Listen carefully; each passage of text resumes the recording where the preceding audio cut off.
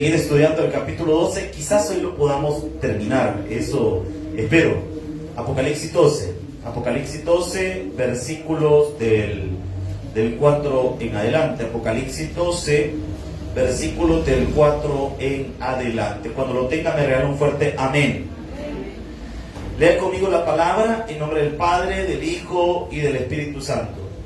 Y su cola arrastraba la tercera parte de las estrellas del cielo y las arrojó sobre la tierra, y el dragón se paró frente a la mujer que estaba para dar a luz, a fin de devorar a su hijo tan pronto como naciese. Y ella dio a luz un hijo varón que regirá con vara de hierro todas las naciones, y su hijo fue arrebatado para Dios y para su trono. Y la mujer huyó al desierto, donde tiene lugar preparado por Dios para que allí la sustenten por 1260 días. Después hubo una gran batalla en el cielo. Miguel y sus ángeles luchaban contra el dragón, y luchaba el dragón y sus ángeles. Pues Dios y Padre que estás en los cielos, permítenos, Señor, poder aprender de tu palabra. Te suplico, Señor, que tu Espíritu Santo sea nuestra guía en esta hora. Te pido que nos des un mensaje para nuestro corazón. Gracias por mis hermanos y hermanas, Señor, que se han hecho presentes a tu casa. Gracias, Señor, porque la lluvia no los detuvo, sino que estamos aquí alabando tu nombre. Señor, tú conoces nuestras condiciones y nuestra vida, y hoy venimos delante de ti esperando, Señor, un milagro. Habla, Señor, a nuestro corazón. Revela tu palabra en el nombre poderoso de Jesús. Amén y amén. Puede tomar su asiento. Si me ven que hablo pausado es porque todavía estoy un poco mal de salud y todavía no estoy al 100. Diría yo que estoy a un 3%, porque así no me siento muy bien. Bien, entremos en materia. Versículo 4. Y su cola arrastraba la tercera parte de las estrellas del cielo. Hablábamos de la caída de Satanás. Explicábamos el jueves anterior que Satanás sedujo a la tercera parte de los ángeles, y los ángeles junto con Satanás se rebelaron contra Dios. Estudiamos a través de algunos pasajes del Antiguo Testamento la rebelión satánica. Y partiendo desde lo que Jesús decía, que él veía a Satanás caer como un rayo, y estudiamos lo que significa eso. Cayó Satanás como un rayo, los ángeles con él. Hablamos que a uno de los grupos de ángeles que cayeron con Satanás, que ahora lo conocemos como demonios, algunos de estos los aprisionó en el Tártaro. Hablábamos la semana anterior que el Tártaros es lo que está en el centro de la tierra. A un lado estaba el seno de Abraham, en medio estaban las prisiones de oscuridad o el Tártaros, y al otro lado el infierno. Posteriormente, cuando Jesús resucita y se lleva consigo a todos los que estaban en el seno de Abraham, que eran los creyentes que tenían la fe puesta en tratar de agradar a Dios a través de la ley y la esperanza del Mesías, fueron llevados al cielo por Jesús. Y dice la palabra de Dios en el libro de Ezequiel que el infierno se ensanchó. Es decir, la parte que era el seno de Abraham pasó también a ser parte del lugar de condenación. Y hablábamos que ahí hay unos seres espirituales que están condenados en esas prisiones de oscuridad, en el Tártaro. Y que hay otra serie de seres espirituales que andan en el mundo molestando, que son los demonios que nosotros pues identificamos y hemos visto sus manifestaciones quizás a lo largo de nuestra vida, la influencia satánica y todo un montón de rollo. Hablábamos que Satanás no es el rey del infierno, sino que Satanás también será castigado en el infierno. Hablamos que Satanás no tiene potestad para dominar nuestra mente, pero sí puede influenciarnos con su pensamiento. Entonces todas estas cosas las hablamos la semana anterior, y no por eso no me voy a detener a hablarlo, sino que solamente quiero agarrar un poco más la idea para que vayamos y veamos todo lo que tiene el texto para nosotros. Y dice, y su cola arrastraba la tercera parte de las estrellas del cielo. Hablamos que esos eran los ángeles que se llevó el cachudo, y las arrojó sobre la tierra, y el dragón se paró frente a la mujer. Hablamos que la mujer era Israel, la mujer con la que el dragón está enojado es Israel, y que estaba para dar a luz, a fin de devorar a su hijo tan pronto como naciese nuestro Señor Jesucristo, el Mesías. Satanás estaba enfocado en evitar que el plan mesiánico se cumpliera, porque si Jesús nacía, entonces Jesús podía redimir a la humanidad y por lo tanto salvarla. y destruir al que tenía el imperio de la muerte, que este era el diablo. Entonces el enemigo estaba aferrado para tratar de destruir a nuestro Señor Jesucristo, y vemos que no lo logró. Ahora, el versículo 5, que es el que yo quiero que usted se traslade hoy, es ese versículo que nos va a ayudar a nosotros a entender cómo es que este enemigo que está tan ensañado en querer destruir a nuestro Señor. Le explico. Nosotros vemos cuando Jesús nació que hay ciertas cosas interesantes que pasaron. La primera, José, que era el papá de Jesús, el papá terrenal, es decir, sería como padrastro, por decirlo de alguna forma, él intentó dejar a María cuando se dio cuenta que María estaba embarazada. ¿Por qué? ¿Por qué él intentó dejar? La primera, porque si se daban cuenta que José y María no vivían juntos y María estaba embarazada, le iban a apedrear, según las leyes y las costumbres de la época de Jesús. José dice, como era un hombre piadoso, dice la Escritura, que él decidió mejor irse y que lo culparan a él de ser una persona que solo había embarazado a María y evitar que María muriera apedreada junto con el bebé. Pero en una revelación, un ángel le dice que el ser que está en el vientre de María es santo, y obviamente es nuestro Señor Jesucristo. Vemos que ellos tienen que huir a Egipto, y pasa una serie de cosas en la niñez de Jesús que vemos que el enemigo está ensayado en tratar de destruirlo. ¿Por qué? Porque el Señor tiene un propósito. Aparte de salvar a la humanidad, Cristo va a reinar por 1000 años en la tierra. Y quiero que me acompañen en el versículo 5. Y ella dio a luz a un hijo varón. Ese es nuestro Señor Jesucristo. Recuerde, Israel, de ahí viene nuestro Señor Jesucristo. Que regirá, como dicen, con vara y hierro todas las naciones. Deténgase ahí, que hay un montón de cosas que entender en esas palabras. Dice que el niño que está naciendo, este ser que está naciendo, regirá con vara de hierro. Ok, ¿qué significa eso? Primero estudiamos la palabra regirá. Si usted tiene que anotar, la palabra regirá viene del griego poimaino. Poimaino, es decir, P-O-I-M-A-I-N-O,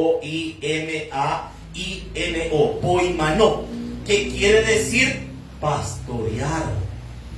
Si yo me quedo solo con la palabra que aparece en Reina Valera como regirá, me da la idea de un dictador, porque regirá se así como algo medio impuesto. Pero el término original en el griego no es ese. El término original en el griego tiene que ver con la forma en la que Jesús va a gobernar durante el reino milenial. ¿Cuándo comienza el reino milenial? Vale, síganme aquí, porque si no me siguen lo voy a perder y lo voy a dejar más perdido que en el Día de la Madre. Vale, mire, todo empieza con el rapto de la iglesia. ¿Estamos acá? Rapto de la iglesia. Eventos en los cielos. Este panorama jamás se le tiene que olvidar, porque ese es el panorama escatológico. Tribunal de Cristo, bodas del Cordero. Abajo en la tierra, 21 juicios de Apocalipsis, que los hemos ido viendo uno a uno, los sellos, las trompetas, y posteriormente, que vamos a hablar un poquito más adelante, las copas de la ira. Cuando todo esto pase, han pasado 7 años aquí en la tierra. Jesús vuelve por su pueblo Israel y viene con su iglesia. Cuando Jesús viene, ocurre una batalla que se conoce como la batalla de Armegido, o como usted comúnmente lo ha escuchado, la batalla de Armagedón, donde Israel está topado a las puertas y están a punto de destruirlo. Y el Señor viene a liberar a su pueblo Israel. Después que el Señor triunfa en esa batalla, que dice que va a destruir a sus enemigos con el poder de su boca, dice la Escritura que va a empezar un reino que se conoce como el reino milenial. ¿Y qué es eso? Que Jesús va a reinar por 1000 años. En este pasaje, el Señor nos está mostrando la forma en la que va a reinar. ¿Cómo va a reinar nuestro Señor? Primero analizamos algo. ¿Qué significa reinar? Cuando hablamos de reinar, estamos hablando de gobernar. Hay diversas formas de gobierno. Por ejemplo, ¿cómo se llama el gobierno que nosotros tenemos? ¿Cómo se llama? Democrático. ¿Y qué significa eso? Teóricamente, porque este es un gobierno robacrático, ¿verdad? Pero llamémosle así como teóricamente se supone que es. La palabra demo significa pueblo y kratos poder, es el poder en las manos del pueblo. Se supone que nosotros no tenemos reyes y se supone que usted y yo decidimos lo que va a pasar en el país. No hay nada más chistoso, ¿no? Se supone que usted y yo decidimos lo que pasa en el país. Pero como usted y yo tenemos que trabajar y no podemos estar decidiendo qué hacer, entonces ocurre algo. Hay personas que nos representan a nosotros y ellos velan teóricamente por nosotros. Y a esas personas que velan por nosotros, honrosamente el pueblo le llama los padres de la patria. ¿Y quiénes son esos señores? Los que sienten aquellos curules y ganan como 4,000 pesos y usted y yo los mantenemos. Eso es lo que se supone, eso es el gobierno democrático. Existen también las dictaduras. Las dictaduras es una figura que nace en la Roma antigua, donde se le cede el poder a una sola persona con la finalidad de sacar adelante un país. Eso es una dictadura. Esa es una dictadura. Usualmente las dictaduras son malas, siempre han sido malas, históricamente. Es una dictadura. Está el gobierno monárquico, que es cuando hay un rey. Jesús ha establecido de esa forma, pero su reinado no es como los reyes malos. A lo largo de la historia, casi todos los reyes han sido malos, fíjense. Casi no ha habido reyes buenos. La mayoría de los reyes han sido malos. En el pueblo de Israel hubieron reyes en el norte y reyes en el sur. En el sur hubieron 19 y todos los reyes del sur fueron malos. Hasta hubo una mujer que se usurpó el trono. Y todos fueron malos reyes. Y los del sur, algunos eran buenos y la mayoría eran malos. Porque los reinos humanos no funcionan. Europa fue gobernado por siglos por emperadores, reyes, y todos eran malos. Miren, todos esos emperadores romanos eran malos, usted. Grandes malías, malacates, sinvergüenzas, mascachicles, come cuando hay y todo el montón de volados. Si no fueron buena pieza. Los reyes, imagínense que los reyes enviaron esas expediciones a nuestro país, los reyes de España enviaron su expedición a nuestro país, conquistaron toda esta zona. Mire qué terrible, nuestros ancestros sí se lo bajaron, fíjense. Usted y yo tenemos aquí, la mayoría de nosotros somos algo que se llama, que tenemos una mezcla de raza, ¿verdad? ¿Se ha fijado que todos somos, aquí somos solo una mezcla usted? De repente los papás son morenos y el hijo le sale chelito usted. Y no es que le han metido bola al maestro, es que así pasa. ¿Por qué? Porque nuestra genética así es. Hay personas que de repente los todos eran bien blanquitos y le salió morenito. Tampoco es que le metieron gol. Es que así es nuestra genética. Va, imagínense, toda la familia de mi papá son ojos claros usted. Y mire como voy pacún mis ojos usted. Y toda la familia de mi papá, todos son sarcos usted. Todos son sarcos, ojos claros. Bueno, para no hacerle largo el cuento, mi papá es ojos como miel, tiene los ojos bien claros, mi papá. Yo le digo a mi papá, lo único bueno que tenía no me lo pudiste dejar. De que mire, pasan esas cosas, esa es la mezcla que estamos nosotros. Se habla de cuando invadieron nuestros pueblos, que hubo un genocidio y un montón de cosas y mataron a todos los pobladores.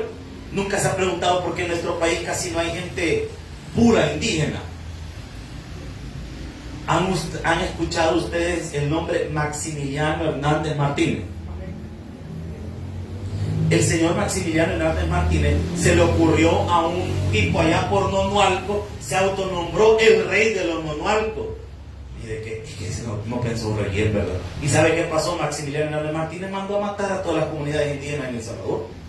Por eso es que aquí casi comunidades indígenas no existen. Entonces, mire, todas estas cosas que pasaron fueron producto de ¿quién? Malos gobernantes. No existe un solo soberano que haya sido bueno. Todos han sido malos. Porque el único reino perfecto va a ser el reino de nuestro Señor Jesucristo. Cuando dicen amén. Por eso dice que Él regirá con vara y hierro. Y la palabra regirá quiere decir pastoreará. Fíjense que es bien curioso cómo Jesús nos muestra su forma de pastorear.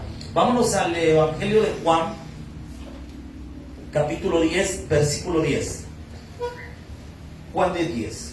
Vamos a ver cómo va a ser ese gobierno que nuestro Señor Jesucristo va a tener. También otro texto que nos ayuda a ver cómo va a gobernar Jesús, pero esos son varios capítulos, pero anótelo ahí, usted que ha traído con qué anotar. Jesús va a gobernar como aparece en Mateo 5, Mateo capítulo 6 y Mateo capítulo 7.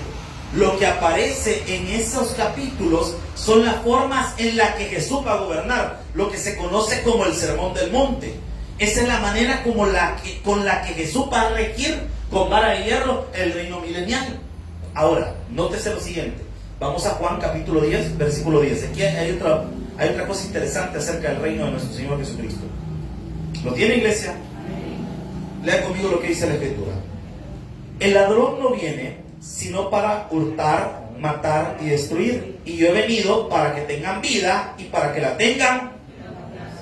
Jesús hace aquí está enseñando dos cosas. Primero, el comportamiento de los falsos maestros. Este versículo, que es Juan 10:10, no está hablando de Satanás, hermano.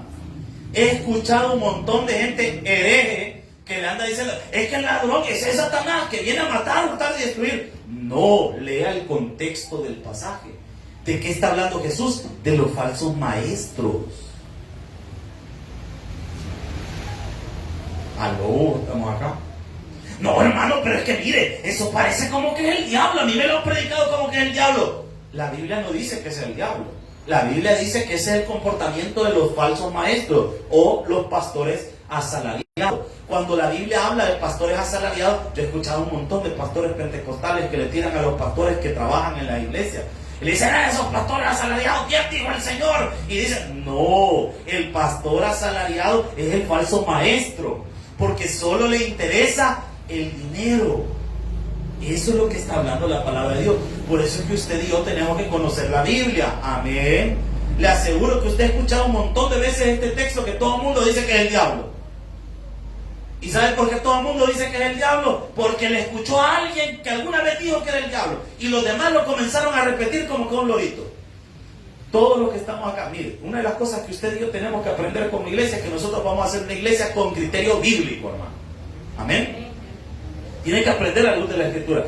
¿Y por qué saca eso? Es que ponga atención a lo que la palabra dice desde el versículo 1, para que usted vea y entienda. En la Biblia, los versículos, para entender un versículo tengo que leer todo el contexto, porque me va a aperturar mi mente para entender bien lo que el pasaje bíblico me está enseñando. Ve el versículo 1. De cierto os digo que el que no entra por la puerta en el redil de las ovejas, sino que sube por otra parte, ese es el que dice, el ladrón y el salteador. Mas el que entra por la puerta, el pastor de las ovejas es. Jesús está comparando él como el buen pastor y los falsos maestros, es decir, todos los que tú eres en las Escrituras, son personas que están entrando por otro lado y quieren robarse las ovejas. Se está hablando de los falsos maestros.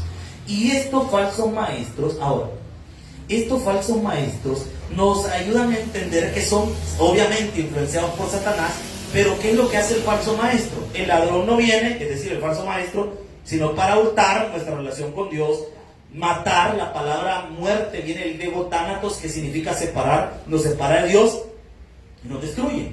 Los falsos maestros destruyen el cuerpo de Cristo. ¿Por qué la iglesia, la gente habla tan mal de las iglesias?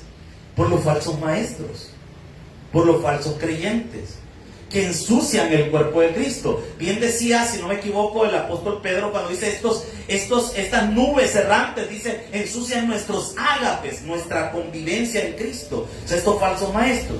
Ahora, vean lo que dice. Yo he venido, aquí está lo de Jesús, para que tengan vida y para que la tengan, como dice, el reino milenial de Cristo va a estar categorizado porque Dios nos viene a dar una vida plena. Eso es parte del reino milenial. Versículo número 11. Dice Jesús, yo soy el que dice, y el buen pastor su vida da. ¿Por quiénes? El que murió por usted fue Jesús. Los pastores, no es mi labor como pastor, es enseñarle a usted la palabra de Dios. Pero el que da la vida por usted es Jesucristo. Por eso es que si un pastor terrenal fallece, la iglesia inmediatamente debe seguir trabajando. ¿Qué tienen que hacer? Obviamente honrar al pastor que tuvieron y todo, y que Dios ponga a otro hombre de Dios que tenga la visión de seguir trabajando en el reino. en el reino de Dios y seguir trabajando. ¿Y qué pasa si fallece este pastor? Pues que Dios levante otro hombre que rinda los criterios conforme a la palabra y se siga enseñando la Biblia. ¿Por qué? Porque la iglesia no depende del pastor. La iglesia depende del pastor de pastores, que es nuestro Señor Jesucristo, que Él murió por todos ustedes. Por eso le digo yo, hermano, si el día de mañana a su servienta, es decir, a su servidor, allá en la iglesia central, de repente mi supervisor me dice: mire, pastor, lo vamos a cambiar de zona y vamos a mandar a otro pastor ahí a trabajar. Mire, si les mandan a otro pastor, háganle caso al pastor usted. No, con el pastor, vaya, estábamos bien. No, hermano, usted puede estar mejor con Cristo siempre. Amén. Porque mire, sucede algo. A veces las iglesias, cuando el pastor está, hasta mal les cae, fíjese. Pero una vez ya, o se muere o lo mandan para otra parte. Tan buena gente que era el pastor. Más con eso morado que vino un día como que era de las dignas. Y mira, y te acordás cuando predicaba, y te acordás, y hermano, lo mismo pasó con el pastor fundador. Cuando el pastor falleció, allá estaba un montón de gente en la vela llorando, hasta su servidor, hermano, porque me tocó acompañar ahí también, y estaba todo el mundo llorando. Y unas semanas antes que eso pasara, cuando el pastor todavía predicaba y de repente por su problema de salud se tardaba un poco más en los sermones, todo un montón de gente se levantaba y se iba de la iglesia. Y una semana después estaban llorando por él. Por eso es que las cosas se hacen cuando alguien está presente. Amén, iglesia. Pero ¿qué ocurre si un pastor fallece? Otro toma su lugar, porque la iglesia depende del pastor de pastores, porque es el pastor de pastores el que murió en la cruz del Calvario. Y dice el versículo 12: mas el asalariado, ya le dije que el asalariado no es el que gana pisto, el asalariado es el falso maestro, y que no es el pastor, de quien no son propias las ovejas. Va a venir el lobo, y ¿qué hace con las ovejas? Y las deja. Es que a los falsos maestros no les importan las ovejas, y huye, y el lobo las arrebata las ovejas y las dispersa. Versículo 13: así que el asalariado huye, porque es asalariado y no le importan las ovejas. 14: yo soy el buen pastor y conozco a que dicen, y las mías me conocen. O sea que va a ser una época en la que el Señor se va a revelar a toda su gente en el reino milenial. Ahora, acompáñenme al versículo número 27 y 28, siempre el capítulo 10 de Juan. Esta es otra característica buena, miren. Mis ovejas, que dicen, oye mi voz y yo las conozco y me siguen. Yo esta lección de este versículo la he aprendido muy bien. Para que en la iglesia la gente quiera seguir viniendo, tiene que sonar la voz de Jesús. ¿Y cómo hacemos para que la voz de Jesús suene? Hay que predicar lo más apegado a la palabra posible. ¿Para qué? Para que sea la voz de Jesús predicando. Para que sea la palabra de Dios predicando. Es que usted no ha venido esta noche a verme a mí, ni a escuchar al dueto Pimpinela que tuvimos, perdón, hermano, estoy molestando, ni al dueto que tuvimos ahora aquí cantando, hermano. Usted ha venido, hermano, a escuchar la palabra de Dios. No es ni otra cosa. Usted va a venir mañana a ver quiénes van a cantar, o el domingo quiénes van a estar, o qué vamos a hacer. Usted no tiene. Por eso es que si se fija en las publicaciones que estamos dando en la iglesia, cuando anunciamos un evento, nosotros no decimos, venga a la iglesia porque aquí tenemos cafetería, venga a la iglesia porque vamos a tener piñata, venga a la iglesia porque vamos a dar panes, venga a la iglesia. No, hermano, nosotros no decimos eso. Venga a la iglesia porque aquí está Jesús. Eso es lo que nosotros anunciamos. Porque las ovejas de Jesús oyen su voz y lo siguen. ¿A quién? A Él. En la labor de un pastor no se trata de que lo sigan al pastor. La labor del pastor es que la gente siga a Cristo. Esa es la labor del pastor. Y vea lo que dice el versículo 28. Y yo les doy vida eterna y no perecerán, como dice, ni nadie les arrebatará de mi mano. Así es como va a pastorear nuestro Señor Jesucristo durante su reino milenial. Ahora, vea qué más dice la palabra, volvamos a Apocalipsis.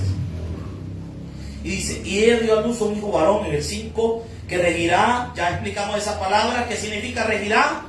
Pastoreará. ¿Qué significa regirá? Pastoreará. Con vara de hierro. ¿Y qué es eso? La palabra vara de hierro o la palabra vara viene del griego canon. ¿Y qué es canon? C-A-N-N-O-N. ¿Qué es canon? ¿Qué es eso? Antes no existían las reglas como tal las concebimos ahora, ni había una medida estándar para hacer las cosas, pero sí existían ciertas nociones de esto. Una de ellas era la vara de medir. La vara de medir servía para la construcción. Lo mismo que hacemos ahora con las reglas y todo eso, se utilizaba una vara para poder medir.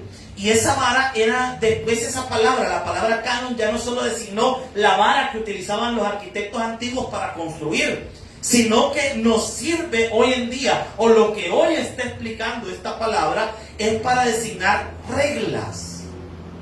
O sea que lo que el Señor está diciendo es que van a haber reglas, y las reglas de Cristo son como una vara de hierro. Las varas antiguamente estaban hechas de junco o de esas cosas que comen los osos pandas. ¿Cómo se llama, lado? Bambú, bien saben, la Biblia, apréndanse. Entonces, mire, se hacían de bambú, pero ahora imagínense una vara de hierro, recta, fuerte. A alguien alguna vez le pegaron cuando le pusieron los dedos así, los maestros alguna vez y le sonaron con la regla. ¿A quién le hicieron eso? Ahora entiendo, hermano, por qué está así. Miren, qué tremendo. No, porque está así de recto y de buena persona, si lo crearon bien, hermano. Pero miren, y le pegaron con la regla y cómo dolía. Ahora imagínense una regla de hierro usted. ¿Alguna vez usted tuvo una regla de hierro o de metálica? Qué rico era desquitarse con alguien como eso. No, nada volada, pone quieto a cualquiera. Una vara de hierro es sinónimo de algo que está estable, que no se va a mover. Las leyes que Jesús va a poner en el reino milenial no tienen tal ni movida ni nada, son rectas, y eso está diciendo la palabra de Dios. Y vea que nos dice: con vara de hierro a todas las naciones, y su hijo fue arrebatado para Dios y para su trono. 6. Y la mujer huyó al desierto, donde tenía lugar preparado por Dios para que ahí la sustenten por 1260 días. ¿Qué son 1260 días? O lo equivalente a 3 años y medio. Volvamos a nuestra tablita. ¿Cuánto tiempo dura la tribulación, iglesia? 7 años. ¿Cuánto tiempo dura la tribulación? 7 años. Y la tribulación se divide en principio de dolores y en gran tribulación. Los primeros 3 años y medio se le llama principio de dolores y los últimos 3 años y medio la gran tribulación. ¿Me está siguiendo? Vaya. En los primeros 3 años y medio, acá, digamos, otra vez utilizamos la línea imaginaria, tracémosla por la mitad. La primera mitad se representa los 3 años y medio, la segunda mitad los otros 3 años y medio. En estos primeros 3 años y medio, el anticristo va a hacer un pacto con la nación de Israel y va a lograr algo que durante años la ONU ha intentado, y es que exista paz entre los judíos y los árabes. Jerusalén literalmente es el centro de los conflictos armados en el mundo. Literalmente ahí se divide el mundo. Para que tengan una idea, Estados Unidos cuida a la nación de Israel. Yo no sé si sabía eso. De hecho, mucho del entrenamiento militar que reciben los Navy SEAL, que son los top de cuerpos de militares en Estados Unidos, lo reciben de la policía, de los agentes israelitas. Practican un arte marcial que, si no me equivoco, se llama el Krav Maga, que es algo que se inventaron los israelitas. Entonces, mira, es una alianza que tiene Israel con Estados Unidos. Pero los países árabes, adivine quién los patrocina: los rusos. O sea que si un judío toca a un árabe, ¿quién lo respalda a los árabes? Los rusos. Y si un musulmán o de esta gente proveniente de ese grupo de los árabes toca a un judío, ¿quién lo defiende? Se da cuenta que no es tan simple como se ve. Por eso es que cuando ocurre algo, un bombardeo en Israel o algo en Jerusalén, inmediatamente es noticia en todo el mundo y toda la gente está alerta. ¿Por qué? Porque un cruce de fuego entre estas personas puede causar una tercera guerra mundial. ¿Se dan cuenta que no es tan simple ese problema? Y encima de esto hay una tensión en Jerusalén. Todo el mundo le quisiera ir a Tierra Santa. Seamos sinceros, ¿quiénes quisiéramos ir a Tierra Santa alguna vez? Seamos sinceros. Sabía que mucha gente estresada viene a Tierra Santa. Porque hay ciertas partes de Jerusalén en las que usted no puede andar libremente. Y se nota, los policías están con el fusil ahí apuesto y listo. ¿Por qué? Porque en cualquier momento le pueden agarrar a bombazos ahí, hermano. Ya le quitaron la gana a algunos. Ay, hermano, para atención a quién sea cuando ya la tengo. De verdad, ya estoy preparado psicológicamente. Mire, tremendo. Porque es un lugar que está tenso. Porque por un lado, los árabes quieren recuperar Jerusalén. Y por otro lado, Israel quiere Jerusalén y se están peleando. Por eso es que actualmente la capital política de Israel es Tel Aviv y no Jerusalén. Porque está en un pleito entre árabes y judíos. Y todavía el pleito se pone más tenso. Hay un lugar en Israel donde está el muro de los lamentos. ¿Han visto ustedes a los judíos orar en un muro? En la parte de arriba se ve un cucurucho dorado. ¿Lo han visto ustedes? Ese cucurucho dorado no es un templo israelita, es una mezquita. Donde está ese cucurucho dorado que se llama la mezquita de Omar o la cúpula de la roca. En ese lugar, ahí estaba el templo de Salomón. Cuando los romanos destruyeron el templo de Salomón en el año 70 después de Cristo, botaron toda la estructura. Posteriormente, cuando los sultanes musulmanes, obviamente de religión, llegaron y conquistaron Jerusalén, construyeron la mezquita de Omar ahí. Y ahí hay un pleito, porque los judíos llevan años preparándose para tomar Jerusalén completamente. Tienen preparados los sacerdotes, todo para construir el templo nuevamente. Pero si los judíos tocan la mezquita de Omar, los árabes se van a levantar en guerra. O sea, es una tensión que está ahí. Pero el anticristo va a lograr lo que nadie se imagina, lograr que estos dos estén en paz. Y no solo eso, va a lograr que reconstruyan el templo de Jerusalén. Pero, aquí viene el pero en la sopa, a los 3 años y medio que esto pase, el anticristo va a querer que le rindan culto a los judíos. Se va a sentar en el lugar santo del templo de Jerusalén y le va a pedir a los judíos que lo tomen como Dios. Los judíos obviamente no van a querer. Y va a empezar un segundo éxodo para Israel. Israel volverá a ser perseguido. Y ese segundo éxodo lo vemos descrito perfectamente en este pasaje. Por eso dice el versículo 6. Dice la palabra: y la mujer huyó, ¿a dónde dice? Donde tenía lugar preparado por Dios, y ahí la sustenta por 1260 días. Es decir, los últimos 3 años y medio Israel va a andar siendo perseguido por el anticristo. Y el anticristo va a estar a punto de destruirlo en la batalla que se conoce como la batalla de Armagedón o Armagedón. También vemos esto en Daniel capítulo 12, versículo 1. Daniel 12:1. ¿A cuánto nos interesan estos temas? Interesante, ¿verdad? Todo esto que la Escritura nos enseña. Daniel 12:1. Daniel 12:1. Vea lo que dice la palabra del Señor. Daniel 12:1. En aquel tiempo se levantará Miguel, el gran príncipe que está de parte de los hijos de tu pueblo, y será tiempo de que dice, cual nunca fue desde que hubo gente hasta entonces. Pero en aquel tiempo será libertado tu pueblo y todos los que se hayan escritos en el libro.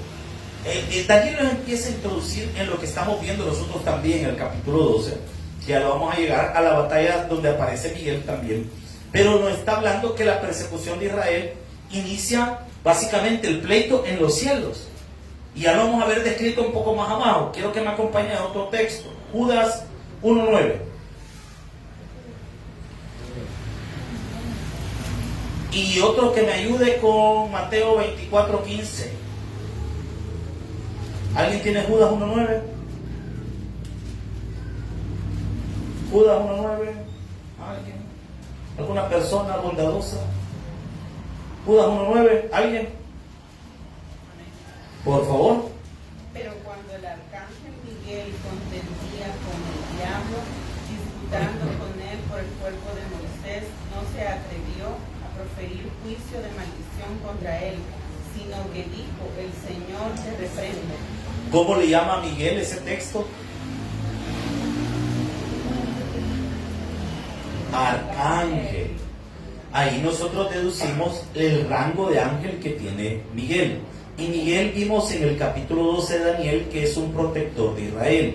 El inicio de la persecución a los judíos inicia en los cielos, con la lucha entre Satanás y las huestes celestiales, encabezadas por el arcángel Miguel.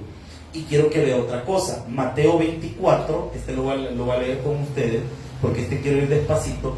15-22. Vea cómo va a ser esta persecución, cómo el Señor la describe en Mateo 24, 15 al 22. Mateo 24, 15. ¿Lo tiene?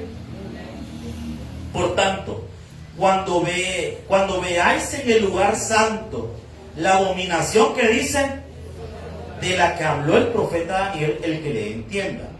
Cuando vean en el lugar santo, le dije que el anticristo se va a meter en el lugar santo, va a pedir ser adorado.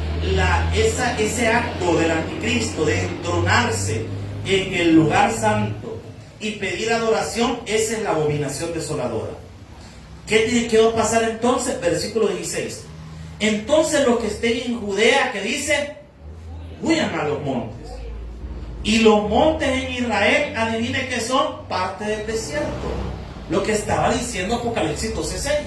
Y vea lo que dice: el que está en la azotea, no descienda para tomar algo en su casa. Está hablando de la rapidez con la que tienen que huir. Y el que está en el campo, que dice, no vuelva atrás para tomar su capa, usted corra. 19. Mas hay de las que están en cinta y de las que críen en aquellos días. Esto responde a algo que la gente a veces se pregunta, y esta es una de las grandes incógnitas teológicas. ¿Qué va a pasar en el rapto de la iglesia con los bebés y con las personas que estén embarazadas? Aquí hay dos teorías. Una, si la mamá, estas son teorías teológicas, esto no es Biblia, hermano, esto es pura especulación de los teólogos que no tenemos nada que hacer a veces y nos ponemos a pensar de más. Entonces, mire, lo primero que dicen algunos es que si la mamá era salva, probablemente ella va a ser raptada y va a ser llevado el bebé. Esa es una teoría. Otra teoría dice que todos los niños que estén en el momento del rapto, que sean en la edad de la inocencia, bebés de brazos, o estén en las mujeres encintas, van a ser raptados y llevados con Cristo. Y que estos niños que aparecen acá son las personas que tuvieron sus hijos o que engendraron sus hijos después del rapto de la iglesia. Estas cosas no están tan claras en la Escritura, y a esto le conocemos como los grandes misterios de la Biblia, porque la Biblia no es exhaustiva en su revelación. Cuando nos topamos con algo así, en lo que no sabemos exactamente, o la Biblia no lo revela de manera clara, ahí hay un principio hermenéutico que dice que hay que hablar cuando la Biblia habla y callar cuando la Biblia calla. La Biblia no lo revela abiertamente. Pero yo, si me pregunta mi posición y mi idea, yo creo más lo segundo que le digo. Que esto que está hablando acá, recuerda que esto es para los judíos, es para los judíos que están siendo perseguidos. Obviamente no tienen su fe en Jesucristo, no creyeron en Jesús en ese momento, cuando no habían recibido a Cristo. Entonces lo más probable es que sean los que engendraron hijos después del rapto de la iglesia. Y dice, mas hay de las que están encintas y de las que crían en aquellos días. Solo imagínense algo, hermano, tener que salir huyendo. Imagínense las que tienen bebés acá en la iglesia. Imagínense que de repente dijeran, tienen que salir corriendo, huyan en este día. Como huye, mire, uno solo corre rápido, pero ¿y con un bebé usted? ¿Y con los niños pequeños? Imagínense que usted tenga que esconderse porque lo andan persiguiendo. Y el niño, ¿y por qué nos escondemos? Ah, ya lo descubrieron, ¿no? ¿Me explico? O sea, por eso dice el Señor, ay de las que están encintas. La palabra ay, sin H, quiere decir dolor. Ay con H es de haber, pero ay sin H, expresión de dolor. Como cuando usted su esposa lo pellizca cuando está hablando de más. Que de repente, ay, cállate, ay, es una expresión de dolor. O mire, uno de hombres bien valientes hasta que tiene una aguja encima, ¿verdad? Yo he escuchado un montón de gente que le tiene miedo a las agujas. Le tiene miedo a la aguja y le tiene un pánico, porque es la mayoría. Somos así. Entonces cuando viene la señora y viene, lo peor si la enfermera, yo no entiendo qué tan, yo siento que tiene que ver más la técnica de la enfermera que la mano de la enfermera en sí, sino la técnica con la que le ponen la aguja a uno, porque cada señora tiene la mano pesada. Al mano, si así le hizo un solo, hermano, no digas que la mano pesada, solo lo sembraron. Entonces no, vea lo que dice la palabra, versículo 20. Orad pues, que vuestro ida no sea en invierno, ni en día de reposo, porque en los tiempos bíblicos los judíos, los días de reposo no se movían. De hecho, hasta en la actualidad, el pastor fundador contaba que en Israel, en los calendarios, el sábado ni aparece en el calendario, porque se da de hecho de que ese día usted no lo va a agendar para nada, sino que solamente para el Señor. Versículo 21. Porque habrá entonces, como dice la Biblia, le dije que la primera parte de la tribulación se llamaba principio de dolores, y la segunda parte de la tribulación se llama gran tribulación. Y dice, cual nunca ha habido desde el principio del mundo hasta ahora, ni la habrá. Las mismas palabras que utilizó Daniel. Versículo 22. Y si aquellos días no fueran acortados, nadie sería salvo. Mas por causa de los escogidos, aquellos días serán acortados. Mire qué tremendo lo que nos describe la palabra del Señor, cómo va a ser la persecución de Israel, cómo los van a perseguir, cómo los van a andar cazando en el tiempo de la tribulación, específicamente en la gran tribulación. Y dice que van a huir a los desiertos. Dice que no está tan lejana esa idea. La mayoría de bases militares en Israel, bueno, si usted algún día, o yo algún día vamos a Israel, póngale atención a algo. Fíjese dónde están las bases militares. Aquí en nuestro país, hermano, las bases militares están invisibles. Nada de simulada, ni oculta, ni nada. Allá está la Fuerza Aérea, todo el mundo sabe dónde está. Bueno, y la escuela militar ya la demolieron, no sé a dónde es que la van a mover, pero la demolieron para hacer el estadio. Pobrecita gente, usted que compró esos grandes, ¿sabe usted cuánto vale un departamento en esos edificios que están por Multiplaza, donde les van a construir un estadio? Eso es carísimo. Y esa gente se fue a vivir en esa zona supuestamente para evitar juntarse con nosotros, que les caemos mal, fíjense. Y les metieron un estadio. ¿Se imagina usted todos los vendedores haciéndole bulla a todo el mundo de gente? Pero mire, qué tremendo. Entonces, en los lugares desarrollados, en los países desarrollados, las bases militares están ocultas. Bueno, en Israel, usted va y usted no va a ver ni una sola base militar visible. Se cree que la mayoría de las bases militares están en el desierto y son subterráneas. Por lo que contaba el pastor fundador, que usted iba a Israel y de repente solo veía un avión que salía de la nada, volando. ¿Y de dónde salió el avión? La base militar. ¿Cuántos vieron Mazinger Z? Ya no fue la juventud, hermano. ¿Se recuerda de dónde salía Mazinger Z? ¿Cómo se llamaba el que lo manejaba? Cabuto, no sé qué, no me acuerdo cómo se llamaba. Mire, se abría la volada esa de la piscina, salía Mazinger ahí. Entonces mire, algo así es como lo que hacen los de Israel. De repente se abren unas compuertas en el desierto y salen los aviones. Es que Dios le dio una inteligencia a los israelitas increíble para defenderse, hermano. Increíble todo lo que hace esa gente, toda la tecnología. Imagínense que han creado lagos artificiales en el desierto usted. Son otro pisto, son otro nivel.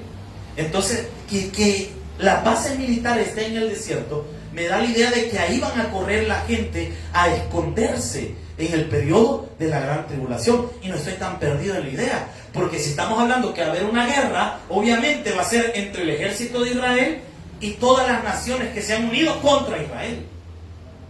Y que las naciones se unan contra Israel no está tampoco tan descabellado. Se recuerda ya por el año, creo que fue el 2012, 2013, 2014, por ahí, hubo un bombardeo que Israel estaba respondiendo a una ofensiva que le habían lanzado los palestinos, y salió una imagen de un niño que se había muerto en un laguito y que era un niño palestino. ¿Cuánta gente se unió en contra de Israel por causa de ese hecho militar? Se unieron un montón de naciones y se unieron un montón de gente en contra de Israel.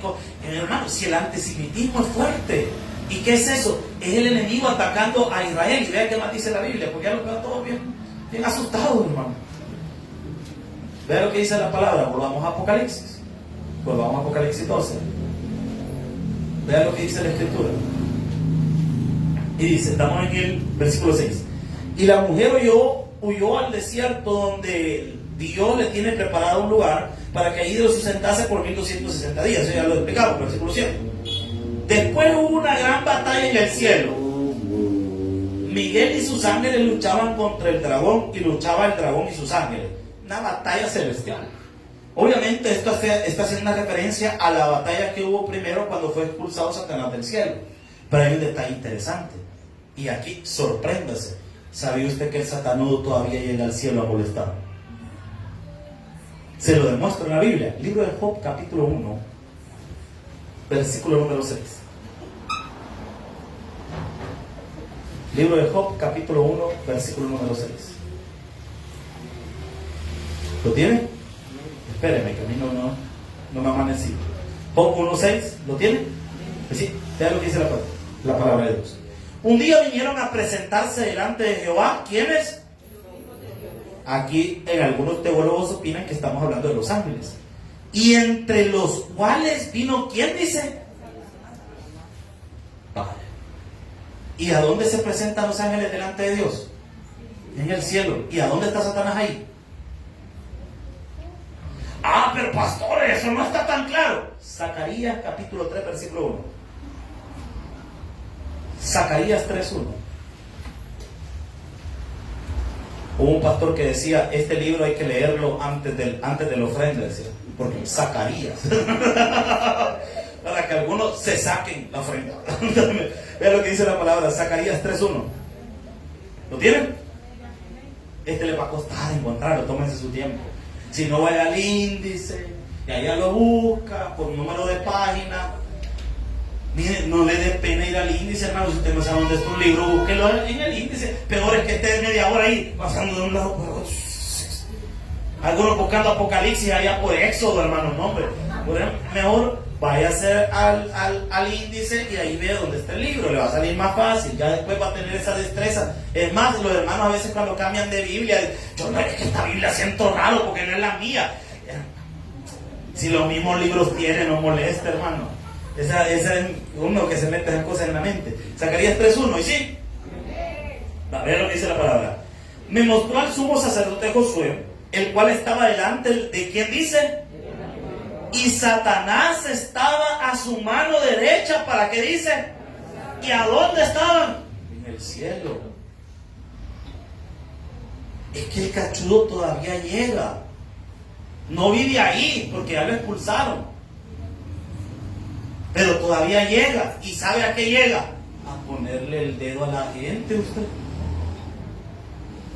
Si ese diablo, cuando usted ha hecho algo malo, o yo he hecho algo malo, llega allá al cielo y dice, mira al pastorcito que has puesto al Prado, mira lo que anda haciendo. Mira la diaconisa del Taber Prado, todo lo que anda haciendo. Mira al servidor lo que anda haciendo. Mira a la hermanita lo que anda haciendo. Eso llega a ser el diablo. Y lo que estamos viendo en el libro de Apocalipsis es cuando Dios expulsa totalmente y Satanás ya no tiene acceso ni siquiera a llegar a acusar a la gente. Y la pregunta del millón sería, ¿y por qué Dios lo permite? ¿Por qué Dios permite que el diablo haga eso? Es la misma pregunta, solo que de otra forma, es cuando la gente dice, si Dios sabía que Adán y Eva iban a pecar, ¿por qué le puso el árbol del bien y del mal en el huerto? ¿No sería más fácil que Dios solo no hubiera puesto el árbol ahí y hubiera evitado? Hay que entender algo. Cuando nosotros intentamos razonar el pensamiento de Dios desde nuestro contexto, no lo vamos a lograr. Pero hay que entender algo. Uno, Dios nos ha dotado de algo que se llama libertad de elección, lo que en la iglesia tradicional le llaman el libre albedrío. Si Dios nos evitara la toma de decisiones, algunos de nosotros, hermanos, entonces Dios no nos estaría dando la libertad de elegir. Pero Dios nos da la libertad. Puso el árbol del conocimiento del bien y el mal para que todos los días el hombre eligiera a Dios y no a ese árbol. Satanás tiene su función, al igual que ese árbol lo tuvo en el libro de Génesis. ¿Cuál es la función de Satanás? Aunque usted no lo crea, Dios usa al diablo. Solo que no como usted y yo. ¿Saben para qué lo usa? Es un filtro. Es más, el diablo a veces pide al Señor personas para zarandearlo. Y no se recuerda de Pedro, que una vez Jesús le dijo: imagínense que usted viene al culto alegre a recibir palabras y que de repente venga alguien y le diga: mira, el diablo te anda buscando para zarandearte. Eso le pasó a Pedro. Le dijo Jesús: el diablo me ha pedido permiso para zarandearte, Pedro. ¿Y sabe qué dijo Jesús? Voy a orar para que te dé fuerza el Señor para que aguantes la zarandeada. El diablo tiene una función, pero esa función se va a terminar. Y Dios le va a pasar factura de todas las cosas que el enemigo ha hecho. Y quiero que vea otra cosa en la Biblia. Le voy a robar solo un minuto, porque no lo quiero dejar así con la idea, porque vi que algunos asustan. El diablo todavía lo quise la palabra. Para que se porte bien, si no el diablo ahí le va a poner el dedo ahí arriba, hermano. Mire, si por algo el Señor nos ha puesto otro nombre. ¿Sabía usted que cuando recibimos a Cristo tenemos otro nombre? Usted ya no se llama Lupita, usted ya no se llama Pedro, usted ya no se llama Juan. Tenemos otro nombre. ¿Y cuál es ese nombre? Solo Cristo lo sabe, Él no sabe. Por eso es que cuando el diablo viene al cielo y llega y dice: quiero ponerle el dedo al pastor Jairo Melgar, el pastor que está allá en Prado. Y el Señor viene y abre su libro. Jairo, ya no está. Y no está no porque no ha recibido a Cristo. No está porque ya tiene otro nombre. El nombre nuevo es el que está escrito en el libro de la vida. Y cuando el enemigo quiere venir a acusarnos, como ocupa el nombre que tenemos ahora, pero ese nombre ya no lo vamos a tener. Y aquí interesante lo que dice la palabra del Señor. Versículo número 8.